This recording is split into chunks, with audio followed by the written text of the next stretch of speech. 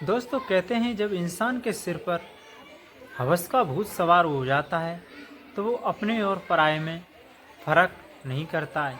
ना वो ये सोच पाता है कि क्या अच्छा है क्या बुरा है, चाहे वो अपना ही हो या फिर पराया। अगर सूझती है तो सिर्फ अपनी हवस। ऐसी ही हवस की मैं एक सच्ची कहानी सुनाने जा रहा हूँ जो कि ये उत्तर प्रदेश राज्य के अलीगढ़ की है।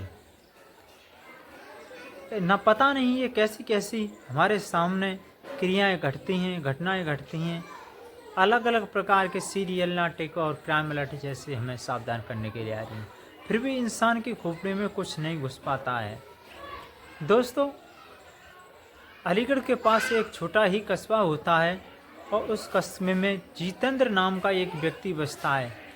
तो वो अपनी बहन के यहाँ घूमने जाता है तो उसकी ही नज़र अपनी 11 वर्षीय भांजी के ऊपर पड़ती है, जो देखने में बहुत ही खूबसूरत और सुंदर थी। और तभी से वो अपनी बहन के यहाँ आता जाता रहता है, जल्दी जल्दी जाता है। इधर बहन की भी आर्थिक स्थिति ठीक नहीं थी। आर्थिक स्थिति ठीक होने के बाद वजह से उसकी बहन कहती थी कि भैया बस इसे जैसे तैसे हम 10वीं करा दें, इसके बाद हम इसकी शादी कर देंगे। हमारे पास इतना सामर्थ्य नहीं है कि इसे हम पढ़ा सकें। तो जाता है एक दिन वो दीदी जितेंद्र, तो दीदी से कहता है दीदी मैं भी पढ़ा लिखा हूँ, अच्छे स्कूल हैं अलीगढ़ में, तो मैं चाहता हूँ कि हमारी भांजी कुछ पढ़ लिख के अच्छा अफसर बने। कहती है नहीं भैया इसकी हम अगली साल हम शादी कर देंगे।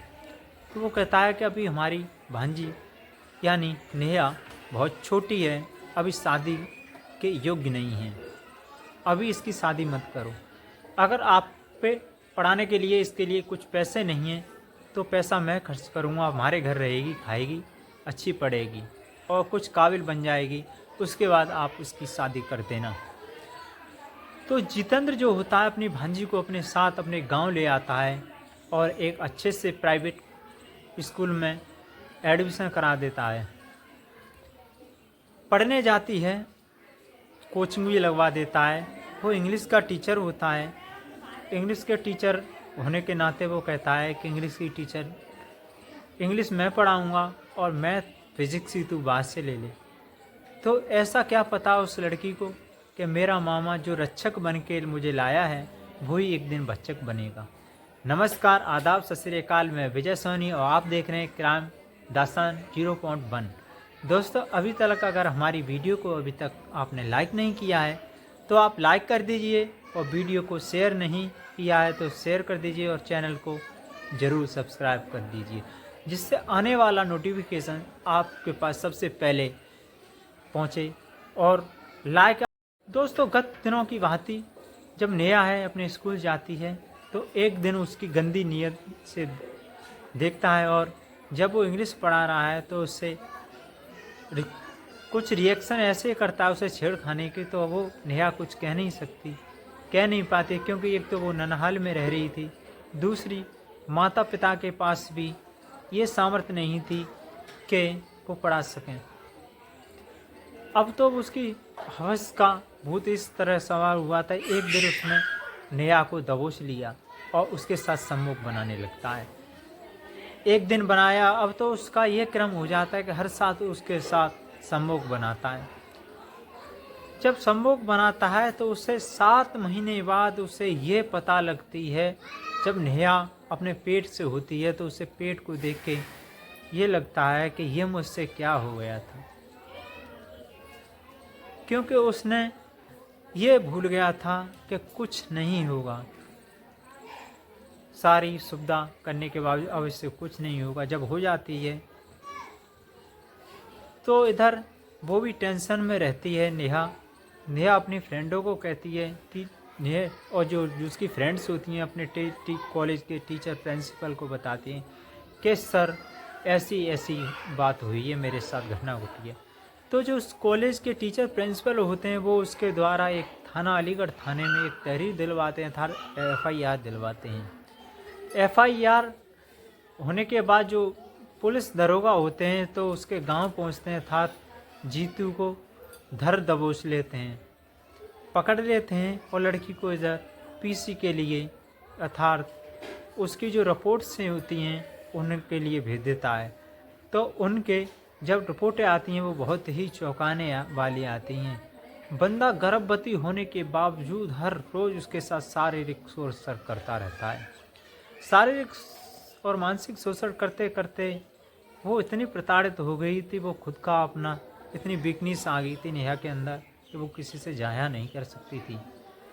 इधर जब आती है तो उससे कहते हैं कि इसके पेट में 7 महीने का बच्चा है और इसके साथ हर रोज़ वो घिनौनी हरकतें होती हैं, प्राकृतिक अप्राकृतिक तरीके जो कि एक प्रकृति के खिलाफ हैं। उसे दोस्तों उसे 7 साल की जब जजमेंट आता है तो उसे 7 साल की सज़ा हो जाती है और 50,000 रुपये जुर्माना।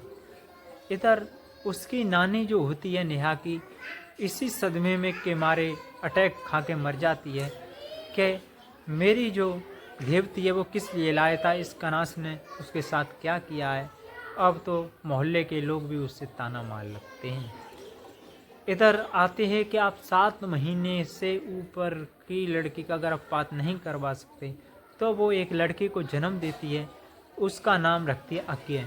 आज्ञा पढ़ाती है, लिखाती है। जब वो लौट के आती है तो कहती है कि बेटा तेरा बाप वही है निकम्मा, और तुझे उसके साथ कहीं नहीं, मेरे साथ ऐसे ऐसे घटना हुई थी। दोस्तों फिलहाल केस अभी भी ये हाई कोर्ट में लंबित है और प्रक्रिया चल रही है। देखते हैं आगे चल के ये कोर्ट किस प्रकार की उसे सज़ा सुनाता है, क्या होता है, आखिर नेहा की ज़िंदगी का क्या होगा, कहाँ जाएगी, कैसी शादी होगी। दोस्तों इस कहानी का उद्देश्य सुनाने का किसी की धार्मिक भावनाओं को ठेस पहुंचाना नहीं है, ना ही किसी का दिल दुखाना है। ये कहानी का उद्देश्य सिर्फ आपकी जागरूक और सजग करना है कि आप भी अपनी बहन बेटी को किसी जगह ऐसी अकेली न भेजें जहां असुरक्षित होते हैं, असुरक्षित होते हैं, क्योंकि रक्षक ही भक्षक बनते हैं। जैसे नेहा का मामा उसके लिए भक्षक बन गया था, बेचारी पढ़ने लिखने की उम्र में ही उसे माँ बना दिया था। क्या ऐसी घटना वो भूल पाएगी। नमस्कार, विदा लेते हैं। आपको हमारी ये कहानी कैसी लगी, और हाँ इस वीडियो को ज़्यादा से ज़्यादा शेयर करना और मेरी मेहनत का फल देते हुए आप इस वीडियो को जो एक अंगूठे वाला जो आइकन दिख रहा है उसको